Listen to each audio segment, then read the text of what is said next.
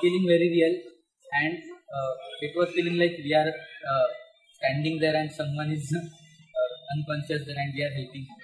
Whatever we learned was extremely conceptual and the base of what should be done to learn CPR and for rescues. I took the devices in my hands and I felt it. I felt like the person needs my help and I just went with the flow. Due to this procedure, I can tell that I am confident about the process of CPR and can save someone's life.